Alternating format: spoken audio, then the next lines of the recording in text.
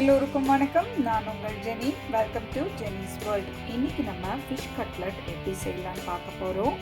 இது வரைக்கும் நீங்கள் ஜெனிஸ் வேர்ல்டை சப்ஸ்கிரைப் பண்ணலன்னு சொன்னால் சப்ஸ்கிரைப் பண்ணுங்கள், ஷேர் பண்ணுங்கள், லைக் பண்ணுங்கள், நீங்கள் சப்போர்ட் பண்ணுங்கள். தேங்க்யூ. இன்றைக்கி நம்ம ஐல மீனில் ஃபிஷ் கட்லட் எப்படி செய்யலான்னு பார்க்க போகிறோம். இப்போ எப்படி செய்யலான்னு பார்க்கலாம் வாங்க. ஃபிஷ் கட்லட் கோவன் ஸ்டைலில் பண்ணுறோம். ஸோ அதுக்கு நான் ஐல மீன், அதாவது மேக்ரல் எடுத்துருக்கிறேன். ஆல்மோஸ்ட் இது ஒரு 3/4 kg. அரை டீஸ்பூன் மஞ்சள் ஆட் பண்ணிக்கலாம். உப்பு போட்டுக்கோங்க மீனுக்கு. இந்த மீனை நம்ம அவிச்சு எடுக்க போகிறோம். அதுக்கு நான் கொஞ்சமாக தண்ணி சேர்த்துக்கிறேன். நிறைய தண்ணி சேர்க்கணும்னு அவசியம் இல்லை. நம்ம நல்ல ஸ்லோ ஃப்ளேமில் 20 மினிட்ஸ் நல்லா அவிய விடலாம். 2 பிரிஞ்சி இலையும் சேர்த்துக்கோங்க. ஸ்லோ ஃப்ளேமில் அப்படியே குக் ஆகட்டும். மீன் வெந்துட்டுருக்கிற டைம்லேயே நம்ம க்ரீன் சட்னி பண்ணிடலாம். அதுக்கு நான் 15 பச்சை மிளகாய் எடுத்துருக்கிறேன். காரத்துக்கு வேறு எதுவும் போட போகிறதில்ல, அதனால நான் பச்சை மிளகாய் நிறைய எடுத்துருக்கிறேன். ஆக்சுவலாக மீன் உங்களுக்கு நல்லாவே காரம் எடுக்கும். ஸோ நீங்கள் ஓரளவுக்கு நிறையாவே சேர்த்துக்கிறது நல்லது.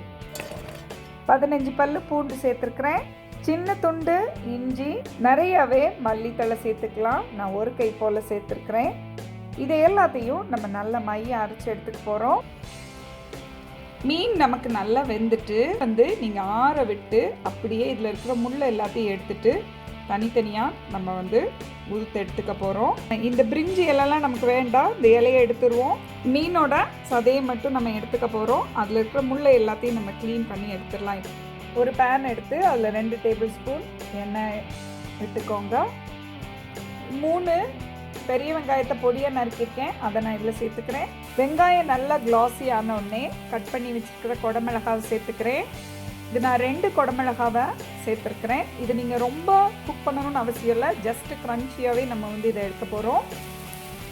லைட்டாக மிக்ஸ் பண்ணிவிட்டு பொடியாக நறுக்கின ஒரு தக்காளி சேர்த்துக்கலாம். நல்லா மிக்ஸ் பண்ணி விட்டுருங்க. கொஞ்சமாக உப்பு சேர்த்துக்கலாம். நல்லா ஹை ஃப்ளேமில் வச்சு 2 டாஸ் பண்ணி விடுங்க. நமக்கு இது ரெடி ஆயிரும். இந்த மாதிரி தக்காளி நமக்கு லைட்டாக சாஃப்ட் ஆன உடனே நம்ம ஸ்டவ் ஆஃப் பண்ணிடலாம். இது அப்படியே ஆற விட்டுருங்க. கட்லட் பண்ண ஆரம்பிக்கலாம்.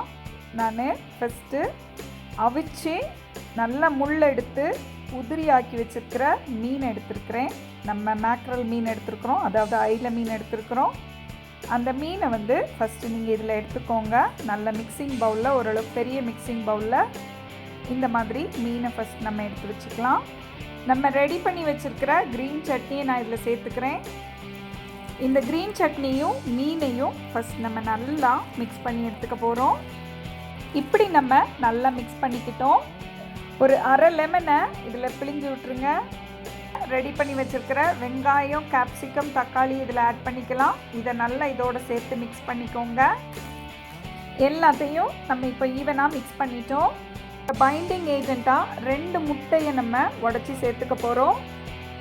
இதை நல்லா ஈவனாக மிக்ஸ் பண்ணி எடுத்துக்கோங்க.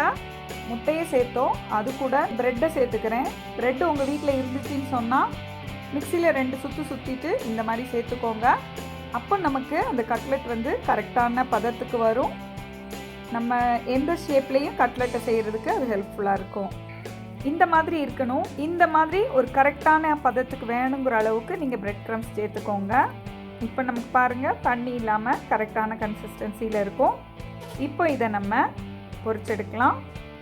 இந்த மாதிரி ஒரு உருண்டை எடுத்து நீங்கள் உங்களுக்கு ரவுண்டாக வேணும்னா ரவுண்டாக, ஸ்கொயராக வேணும்னா ஸ்கொயராக தட்டிக்கோங்க. ஈவனாக ரொம்ப ஒல்லியாக இருக்கணும்னு அவசியம் இல்லை, ஓரளவுக்கு குண்டாக இருந்தாலும் ஓகே தான். ஆல்மோஸ்ட் நம்ம இதில் இருக்கிற எல்லாத்தையுமே குக் பண்ணிட்டோம். ஸோ ரொம்ப நமக்கு அப்படியே இதாக இருக்கணும்னு அவசியம் இல்லை.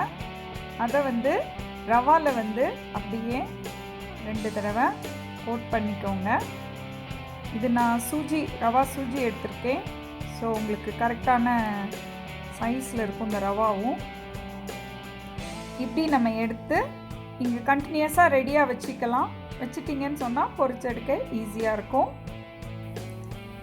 அப்படியே ஷாலோ ஃப்ரை பண்ணிடுவோம். 2 நிமிஷம் நமக்கு இந்த மாதிரி குக் ஆகட்டும். அதுக்கப்புறம் நம்ம மாற்றி போடலாம். ஃபஸ்ட்டு நீங்கள் எண்ணெயை ரொம்ப ஹாட்டாக வைக்காதீங்க. ஓரளவுக்கு நல்ல சூடாக இருக்கட்டும். இந்த மாதிரி எல்லாத்தையும் மாற்றி போடுறேன். எல்லாத்தையும் நம்ம இப்போ மாற்றி போட்டாச்சு. இதையும் ஒரு 2 நிமிஷம் நல்லா வேக விடுங்க. ஜஸ்ட்டு மேலே உள்ள கோட் வந்து நமக்கு கிறிஸ்பி ஆகணும். அதுக்காக தான் நம்ம 2 மினிட்ஸ் அலோவ் பண்ணுறோம். நம்முடைய சுவையான ஃபிஷ் கட்லெட் ரெடி. சுவையான மீன் கட்லெட் எப்படி செய்யலாம் நம்ம இப்போ பார்த்தோம். மீனில் கட்லெட் வந்து ரொம்பவே டேஸ்ட்டாக இருக்கும். அதே நேரத்தில் நீங்கள் இந்த மாதிரி செஞ்சு பார்த்தீங்கன்னு சொன்னால் ரொம்பவே ஜூஸியாகவும் அதே நேரத்தில் கிறிஸ்பியாகவும் இருக்கும். வீட்டில் ஏதாவது கெட் டுகெதர், பாட்லக் அந்த மாதிரி டிஃப்ரெண்ட்டாக நம்ம வச்சுருக்கிறச்ச இந்த மாதிரி மீன் கட்லெட் பண்ணால் நமக்கு அது ஒரு நல்ல ஒரு ஸ்டார்டராக இருக்கும். நீங்களும் உங்கள் வீட்டில் இந்த மீன் கட்லெட்டில் செஞ்சு பார்த்துட்டு எப்படி இருந்ததுன்னு கமெண்ட் பண்ணுங்கள். இந்த வீடியோ பார்த்ததுக்கு ரொம்ப நன்றி. வணக்கம்.